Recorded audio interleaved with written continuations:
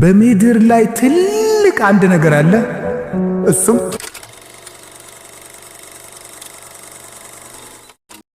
የድንግል ማርያም ልጅ መሆን ነው። እመቤታችን የደስታ እናታችን ነች። የእሷ ልጅ መሆን በጣም ትልቅ ነገር ነው።